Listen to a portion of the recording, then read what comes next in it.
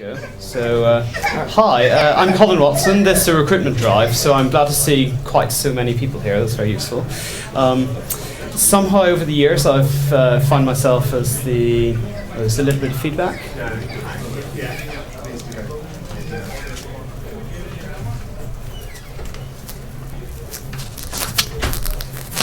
Okay, is that any better?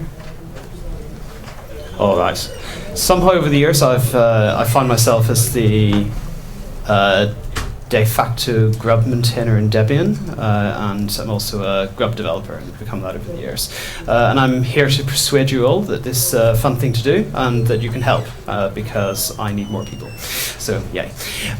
GRUB has it's moved on a long way from its beginnings. It's called the Grand Unified Bootloader, which is a bit of an aspirational name, and certainly was an aspirational name back in 1995. And back then, most of us just used it over LILO, which was the really traditional x86 loader, because you didn't have to remember to reinstall your bootloader when you installed a new kernel, which is really annoying. But even so, quite a few Debian developers have hacked on GRUB over the years, and nowadays it's a very powerful bootloader.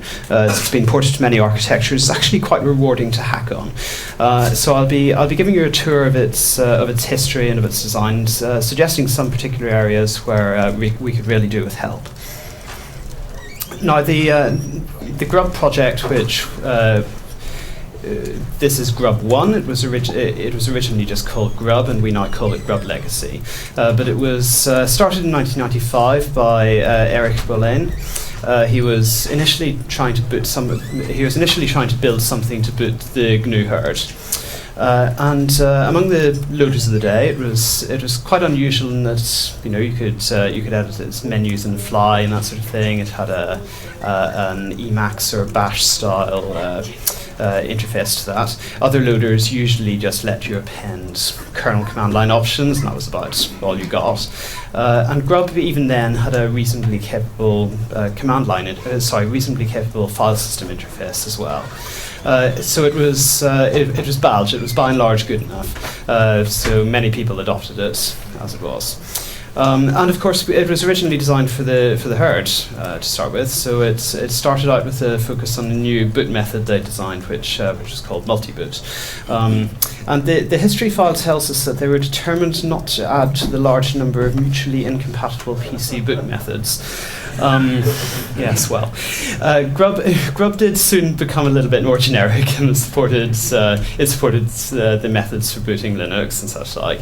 And I am being a bit unfair. Multi-boot has been genuinely useful to people doing academic experiments with kernels they've written from scratch or other custom payloads, because they don't have to do all of that work from scratch. Anyway, I won't cover multi-boot further. This is a rough layout of GRUB Legacy back in the day. You had stage 1. This was a tiny thing that fitted in the 512-byte master boot record.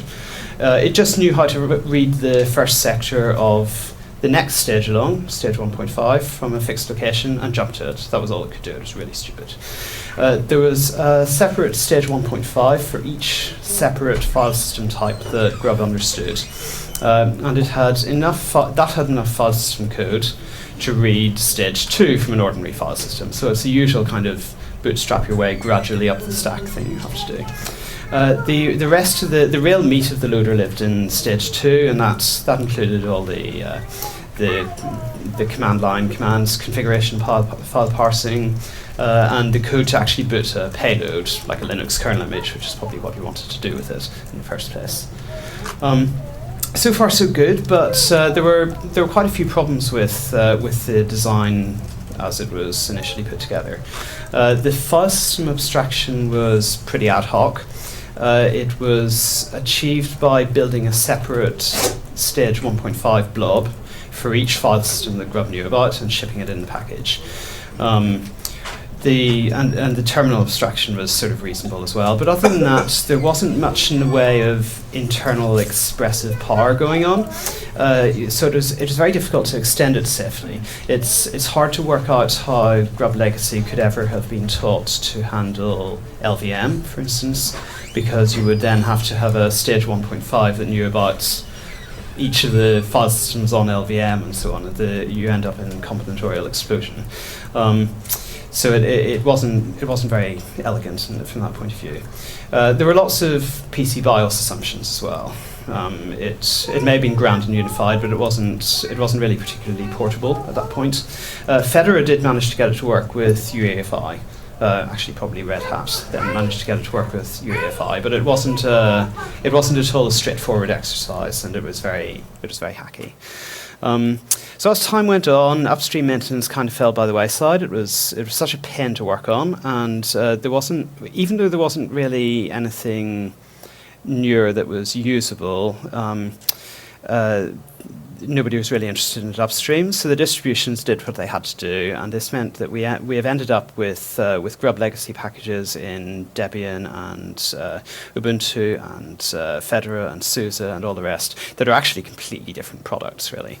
And I don't just mean have a different patch set in the usual way that you get. They have completely different installation and configuration tools that don't exist in others in the multiple branches.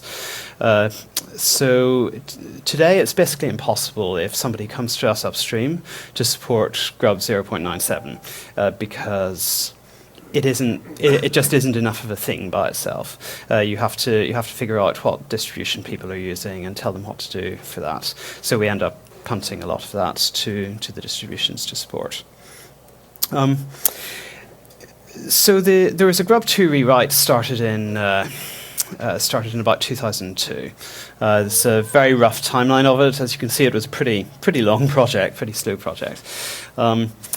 Yoshinori K. Okuji, I hope I've pronounced his name correctly, he was the lead GRUB maintainer at the time, and he started work on what he called the Preliminary Universal Programming Architecture for GNU GRUB, or PUPA. So it's GNU, there's a bad pun in the acronym. A PUPA is the next stage along from a larva or grub in an insect life cycle.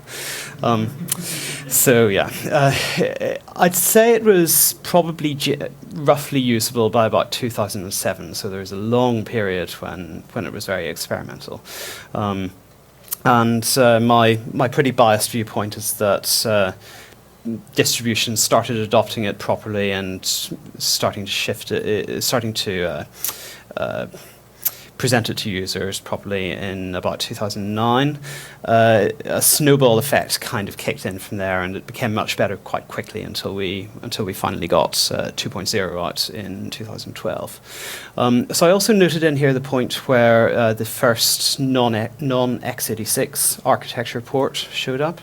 That was the PowerPC port for New World Macs in 2004, because that's a very unusual milestone in something as architecture specific as bootloaders have historically tended to be. By now, if you look at some core bits of GRUB 2, you can kind of see the echoes of bits of GRUB legacy in there. There are a few common lines of code, but it was a pretty sweeping rewrite, and there isn't really much left. This is a very large project by most standards. The lead maintainership has changed hands 3 or 4 times along the way. It took a lot of forward thinking for people to get involved early on. So the design that we have now is around a small kernel that offers core features like initialization, virtual file system layer, a module loader. Almost everything's in modules. Sound familiar? There's an insmod command to load a module. There's considerable inspiration taken from full-fledged operating systems here. You mostly don't have to worry about much of this by hand. GRUB install, which is the main installation tool, works out the bare minimum set of modules you need to read everything else from boot GRUB, and builds those into what we call a core image. That's the rough equivalent of what stage 1.5 was in GRUB legacy, but this time it's built dynamically rather than all being shipped statically in the package. And also at runtime, the loader will load some modules into itself automatically. So, for example, if you if you request a command name that isn't currently loaded, then it will go off and load it for you automatically. But this architecture makes it a lot easier to construct images that fit into a constrained space in a much more flexible way. We make very heavy use of abstraction layers. It's rather like the way, not quite identical, but rather like the way that a Unix-like system presents block devices and file systems. And those are generally composable. You can quite easily boot from XFS on LVM on RAID, whatever. There's even a loopback module, so you can treat a file as if it were a disk, much like we have in Linux. And so this makes it quite easy to do strange things, like you can embed an entire Debian system in a file on a Windows system, which we actually did with Ubuntu for a while. And it's quite scary, but it largely works. This design also lets us easily build user space tools from very near to the same code, which is very important, and I'll come on to that later. And as you can see from the random stats at the bottom, there's very little assembly in this. It's almost all portable C. Almost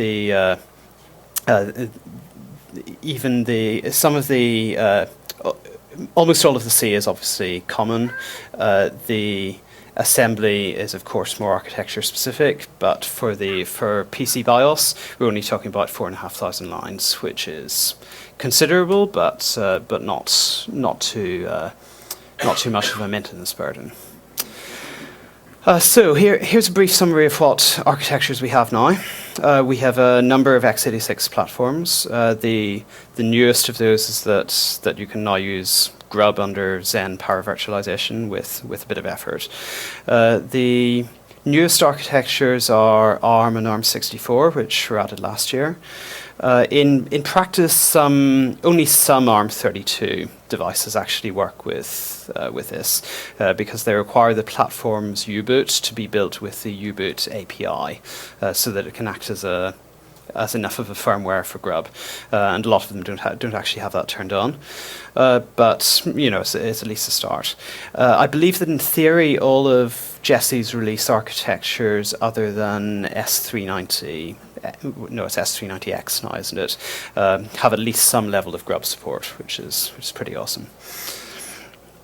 Now, in GRUB Legacy, the hardest and also the most common problems we had to debug were problems with reading files from disk in one way or another. So people had problems loading the kernel and initrd because their file system was in some strange shape. And if you wanted to debug this, you were usually stuck with trying to set up something that roughly matched in an emulator, and either using just crude printf debugging, or in extreme cases trying to attach GDB to the emulated machine over QEMU. Some people in the audience may be familiar with this routine. It's not very much fun, especially without a GDB stub. So in GRUB 2, as I said earlier, we have much of the same code built into utilities called GRUB probe and GRUB fstest, these use the operating system's block device as a backend. So you can ask GRUB to use its own partition table and file system tools, or parsing code from right there in user space. This makes it very much easier to attack lots of common problems. You can use GDB, you can use Valgrind, you can use the debugging tools of your choice. Tom Marble was asking me earlier about F2FS, and putting that together in GRUB 2 can be done almost entirely in user space. So you can put together a new module, build a version of GRUB probe that's linked against it, and iterate until you get something that works, rather than having to constantly reboot. Even having to reboot an emulated machine is a lot of work. So a similar trick also gave us this spin-off benefit of GRUB mount. That's a Fuse file system implementation that uses GRUB's file system code. So that gives you a guaranteed true read-only mount, using the exact same view that the bootloader will have when it tries to look at your system. This lets you avoid the caveats that apply to things like journaling file systems in Linux, which it turns out you sometimes can't safely read-only mount, or sometimes the kernel will simply refuse. And it's also useful for things like OS Prober. If somebody felt the urge to make that work as a herd translator, that would probably be a pretty good fit too. Now, you can't do everything in user space. At boot time, GRUB gives you a pretty nice bash-style interactive shell with runtime controllable debugging levels. So you can set the debug variable to various things, and that will give you different amounts of spew on your console. So you can often try things out on the fly and figure out what's going on. You can do quick miniature image builds using the grub make rescue command. That gives you an ISO image containing the version of grub that you're using that you can then boot in an emulator and try out. And a useful trick is to boot your real live system with such an image using QEMU-snapshot so that it won't write anything back, and then you can see how the loader that you're working with would boot your laptop without actually risking the possibility of breaking anything.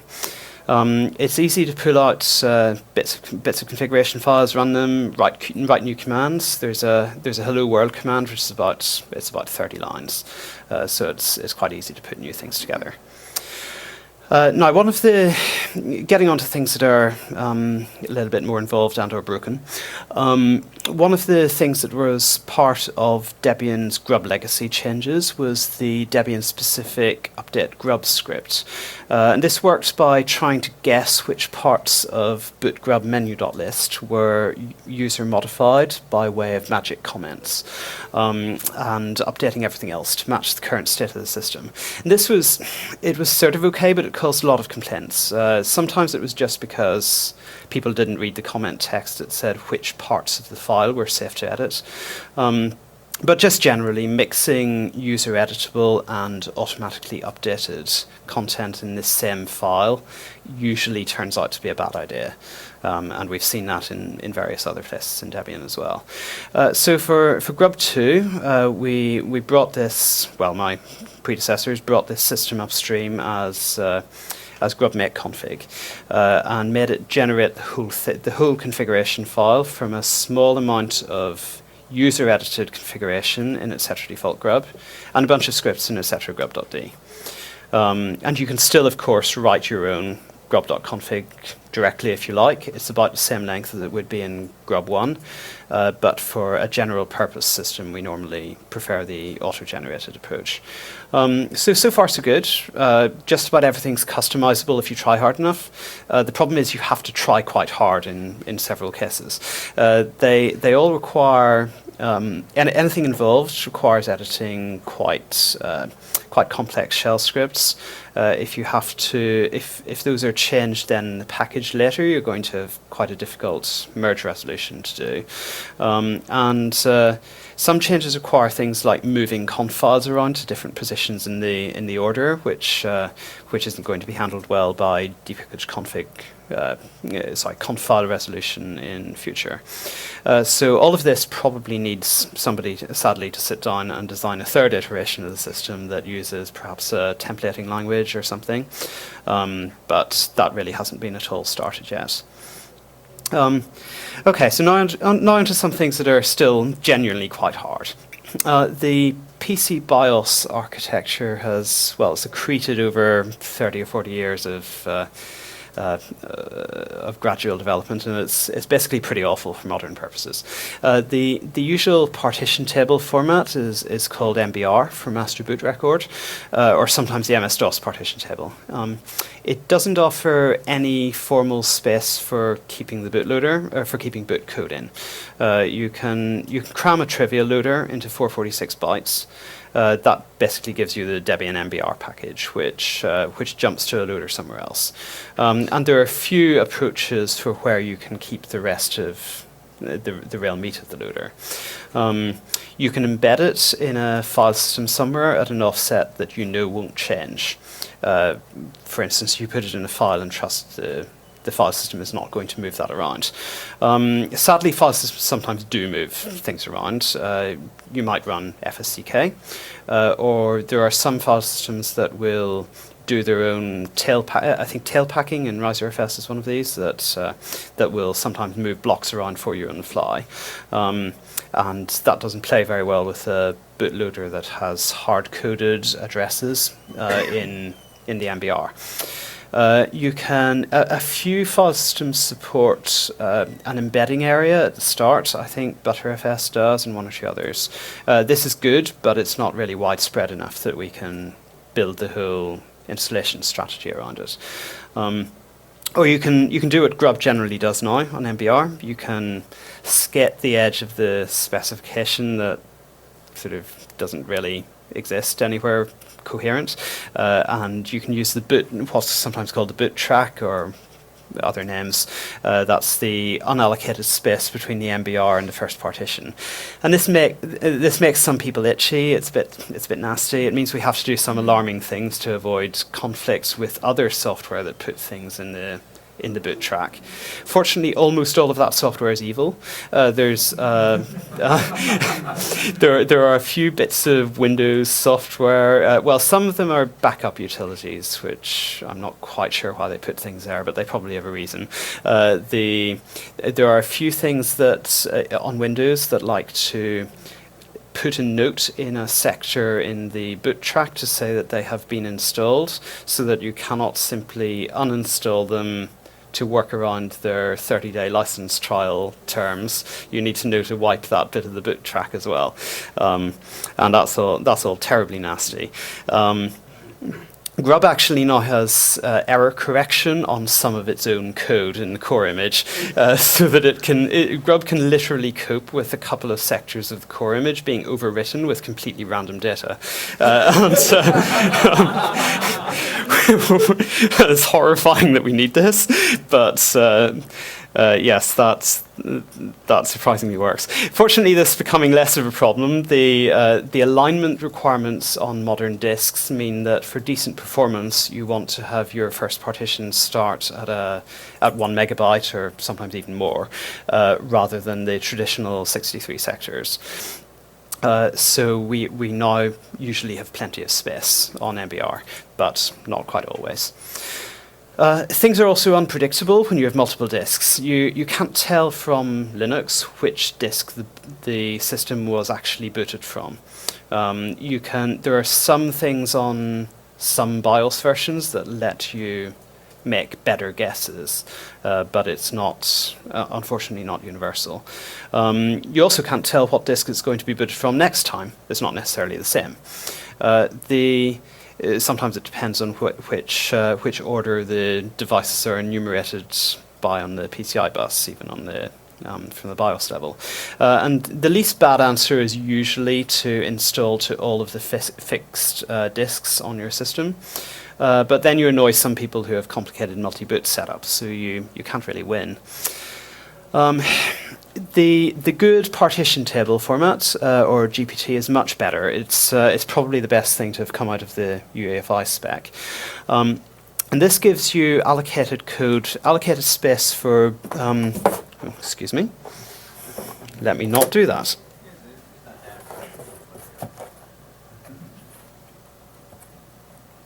Right, I'll not do that again. This gives you allocated space for bootloader code in the UEFI system partition, in a partition type that we were able to safely allocate for ourselves, because now partition types are a GUID, they're ginormous. We were able to allocate one for ourselves even when using that on top of BIOS, which you can do. There are different interpretations of the spec, unfortunately, and this causes some problems, particularly the bits that, well, when you install a system with GPT, you're supposed to put what's called a protective MBR in place that means that anything that tries to parse the disk as MBR knows that it should stay away and not try to scribble over the partition table. The interpretation of that part of the spec is particularly bad. Apple have at least used to have a completely incompatible both ways version. You were required, instead of a single giant partition, to do the best job you could of representing the GPT partitions in MBR. and it's yeah, that's incompatible both ways. I don't know if that's still the case. If you're trying to use GPT on BIOS, some PC class systems require you to set the active flag on the protective MBR partition, which the GPT spec explicitly forbids for some reason. So you have you're stuck both ways around on a few of those. Now, UEFI is where it's at now for PC firmware, apparently. Even if your new machine looks like it's BIOS, it's almost certainly a legacy layer implemented internally on top of UEFI.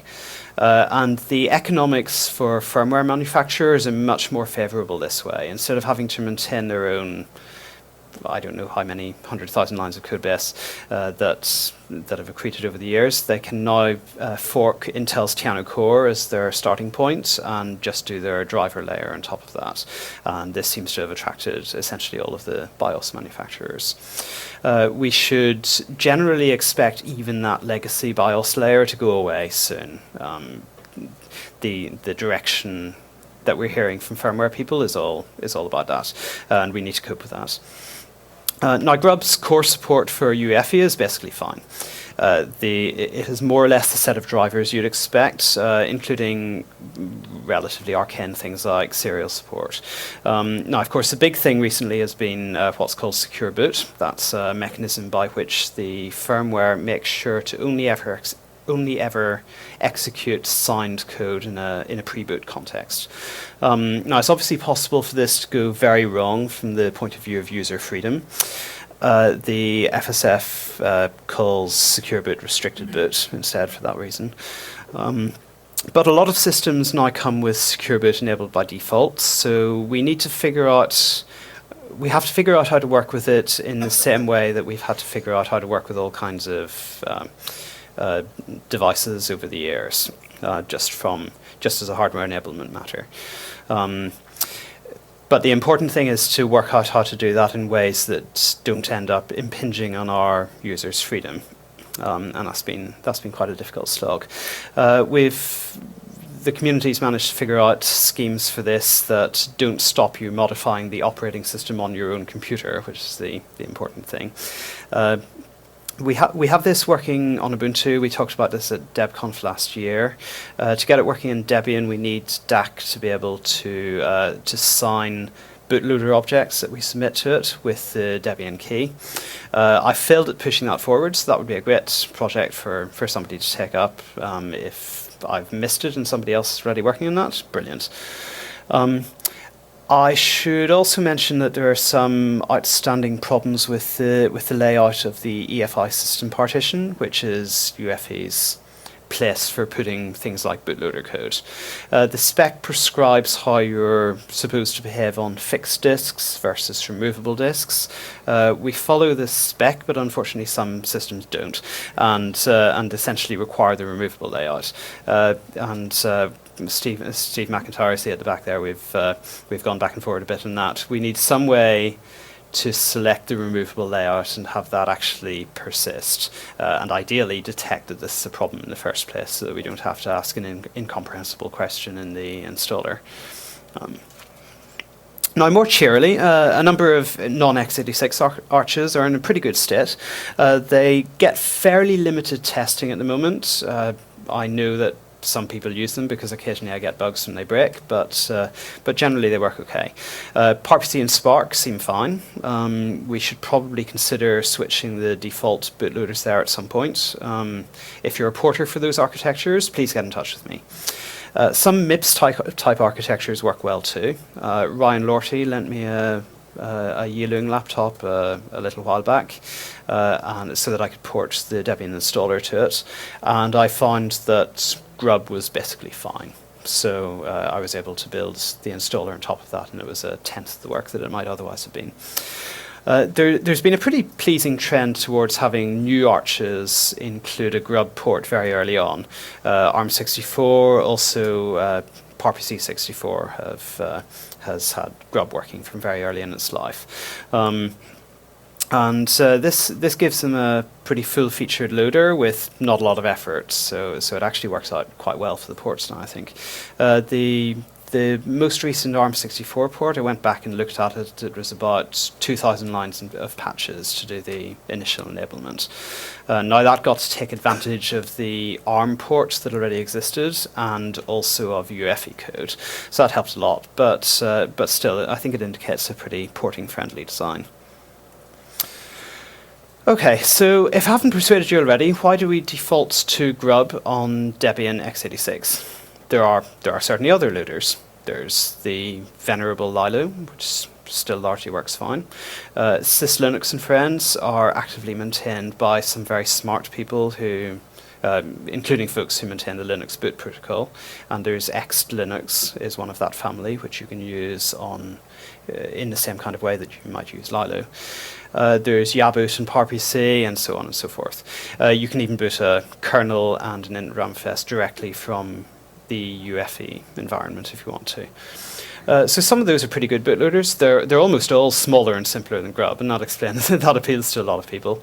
And I do get the simplicity argument, but I tend to argue that the result of that is actually moving a good deal of complexity elsewhere. So the installer, if you have a bootloader that can only handle some setups, the installer needs to know what those setups are. It needs to forbid you from doing anything that you won't be able to boot in your partitioner. You end up with /boot partitions scattered everywhere. Having a bootloader that you can trust to handle almost anything means that you don't have to think too hard when you're running things around. Oh, sorry, when you're moving things around. Sorry, I'll come to you in a sec, Ben. Thanks. You can easily do things like having the bootloader notice when the last boot failed and behave differently.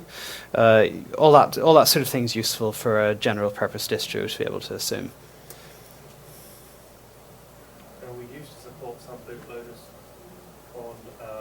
MIPS that couldn't load in the ramifest. They could only load the kernel, and so for that reason the kernel configurations we've used on MIPS have had to be restricted so that they don't assume there's an init ramifest, and you can't boot off file systems other than X2, 3 and 4. That's so Colo, is it? Or Sybil? I don't know. One of those. We have recently made it switched over, but that has been a restriction up to and including Wheezy. Thanks. That's useful ammunition. I think that we do not yet have GRUB working on all of the MIPS big endian architectures. It's working on little endian, but I think there are still some problems in big endian. So we maybe can't save the world just yet, but it might not be too far off. But thanks. And plus, Debian runs on lots of architectures. Generally, we try as an architectural thing, we try to run the same software across different architectures so that it all works kind of the same way. We have the same interfaces, the same tools are available, and so on. And it makes a lot of sense to have that be the case with the bootloader too. The installer would certainly be simplified by being able to assume that grub mount is available on all architectures, for instance. Okay, so the important bit of this, we've had a lot of people involved over the years. Too many to name. I've almost certainly missed some. Robert Milan and Felix Zielke and Jordi Malak have done excellent jobs in Debian a few years ago. And Vladimir Servanenko does a great job as the upstream maintainer. But as far as Debian maintenance goes, it's mostly just me at the moment, and has been for the last couple of years, and I can't do it all. We'd probably have had grub 2 in 2.00 rather than 1.99 in Wheezy if we'd had a bit more redundancy there. I was kind of demotivated by the secure boot stuff at the time, so ended up putting it off until it was too late. And that's exactly the kind of thing where having more people involved is helpful. There are lots of bugs. Everybody's boot problem is critical for them, quite understandably. So keeping on top of the release critical list is absolute murder. But there are a few specific problems I'd like to highlight that are more substantial and could really do with somebody sitting down and thinking quite hard. I won't go into too much detail because I've just had a sign from the video team that I'm low on time, but you can ask me about any of them if you're interested. I mentioned earlier that the system for generating the config file has a bad case of second system effect and really needs a third system to make it easier to to make it easier to customize things. All problems can be solved by another rewrite, right? On MBR systems, we often have robustness problems with GRUB not installing its boot code to the place where your system actually boots from, particularly when multiple disks are involved. This tends to manifest as module loading failures, because what happens is that over time the core image that you're actually using that you didn't know about becomes incompatible with new GRUB modules because the ABI changes over time.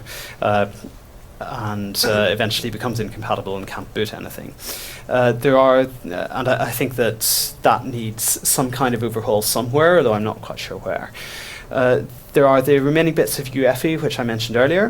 There's getting signing sorted out in Debian, getting a thing called MokManager, which is part of a separate project called Shim, nicely integrated to give users control over the whole signing process, which will let us require signed kernels under secure boot and thus make Matthew Garrett want to kill me a little bit less. And there's the issues with EFI system partition layout. There's some work to be done with upstream Zen. Excellent, you're both in the audience. I've discussed this with Ian Jackson in the past to lay out effectively a new boot protocol for PV-GRUB 2, so that we can have Zen guests install the bootloader in a consistent place in the file system. In fact, Ian Campbell recently sent me something which might be useful for this when I have time to read it. And hopefully this will eventually let us kill off all of the old strange things that live in Zen to do this. And finally, we should take much better advantage of GRUB's ports and actually switch over to them by default on many more architectures than we have done to date. So, well, I just got onto questions, so excellent. One of the things that I found... there's a microphone coming up.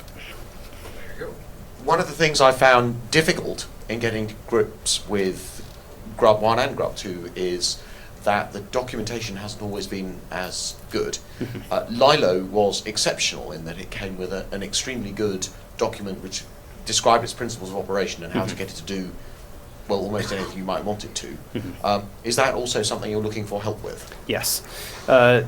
About a year or two ago, I went through and tried to start systematically documenting all of the GRUB commands and overhauling some other things, and got about halfway through that before I ran out of time. But one of the problems has been with GRUB 2 that the documentation got out of date during the rewrite, and thus nobody has an incentive to do it properly for their incremental changes. So I think getting that into shape would make it much easier to keep it in shape. It's better than it was in 2010. It's not where it should be. So yes.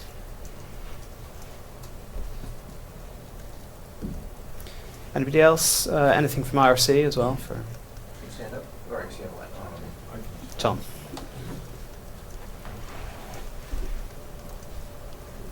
So this is sort of a related question to your comment earlier about how BIOSes are wildly inconsistent about how they choose which disk they're going to boot from. Is there anything that GRUB could do to help us with best practices for failover configuration? So for example, let's say I have a server and I want to install 2 disks that are mirrored and use LVM or something else. One of the challenges is, how do I configure GRUB on both disks to be configured the right way, despite all of the weirdness with BIOSes, but have a reasonably easy to maintain setup where if one disk actually goes completely offline, that the system could automatically reboot. Right. One of the things that I tried to do the first time I systematically attacked this in Debian GRUB, the thing I tried to do was to arrange that we did by UUID, I think, install to disks, possibly as by path, I forget. So we encourage people to install to all of the disks on the system. I think this, also the grub PC post-inst notices when a disk has gone away since it last checked, and is supposed to offer you the chance to update this. But you're right, it's a little bit fiddly to manage, particularly if you're in a system that is large enough that statistically disks are failing quite often. Then it's a problem. And I think what I'd probably like to do is make sure that we install to the disks that are associated with a RAID device or something, so that you could just bootstrap off the RAID management. I think some of that works, but isn't hooked up very well in Debian. There are several things to do there, and I think there's also a bug in DI where it doesn't install to all of the fixed disks on your system, but only one. So there are several things to fix there. There's a question over there. I think my question could be summed up as like, how tall do you have to be to ride this ride? Sure. It seems like getting started. It seems like introducing regressions would be a really scary thing for someone who wanted to get started with the project. And I'm just wondering, what kind of facilities do you have for before we actually upload a new version to test across a broad range of architectures? Right. Well, one of the points of this talk was to try to emphasize that you don't actually have to be as tall as people think you do. But you're right about the need for regression testing. One thing that really helps is that the different parts of Grub are much more isolated now than they used to be. So you can quite easily change one module, test changes to that without having to worry about strange leakage all over the place. But there are things that doesn't cover. There is some boot testing arrangements in the build system. So there are some make targets that go off and do boot checks of real systems against the current version of the code, and that sort of thing helps a lot. I would like to have Grub hooked up better to some kind of auto package test arrangement so that it does emulated boots across various types of systems on ci.debian.net. I'd love help with that. Thank you. Steve. Now, of course, UEFI, there's a whole slew of things. I mean, as Tom was asking, of course, about MBR and reliable fallback. Of course, I'm not aware of any UEFI implementations that actually do fallback for the system partition either. So that's a utter, train wreck. Yeah. I suspect maybe you're meant to use hardware RAID or something. Yeah, clearly that's what you expected to use, and it's a mess. Yeah. We should definitely get together and talk about the removable media path. Yeah. And again, there isn't a good answer, but let's try and make it as not crap as we can. Yeah. Do you know of any way to detect that system, even if it's something like a blacklist of broken DMID code? I think that's all we can do. I mean, we had a system. I mean, I think Leif and I spoke to you about this. As an example for the people who may not have come across this, there are firmware implementations out there which, on straight after install, may not actually recognise that you've put Grub into the path where you're meant to put it. Yeah. Once you've booted off a rescue system, however, and done some not particularly well understood sequence of things, including booting off removable media path, reboot a couple more times, shuffle things around, like spin twice clockwise, suddenly they then will recognise that you've put them in there, but God forbid you ever want to update it again. It's painful. There are some exciting problems on Apple Macs that are a shadow of the same class of problem. Yeah. And of course, secure boot. Kibby asked Stephen about this a few days ago. Of course, we've been talking about this for like 2 years. Yeah, I know. And yeah, I know. I feel rubbish as well that we haven't really got any further with it. If somebody really wants to help get involved in that, oh, absolutely, there's a whole load of people who'd love to see you help. Not only are there a whole load of people who'd like to see you help, but there's actually roughly a roadmap for what needs to be done. It's not, you don't have to blaze a trail. Just strip the names off the roadmap and put your name there. Right, I mean, it's fine, we don't really care. We just want to see it done. And there are, the things that need to be done are, as I say, the next step I think is in DAC. And then somebody needs to chase up getting shim into Debian with the right kind of signatures on it and so on. But none of it is actually fundamentally hard, it just requires time to push all of that forward. Exactly. So I'll yeah, pass on like to I say, anybody else. recruitment drive. Actually, we're out of time, so. Okay. Thank you all very much.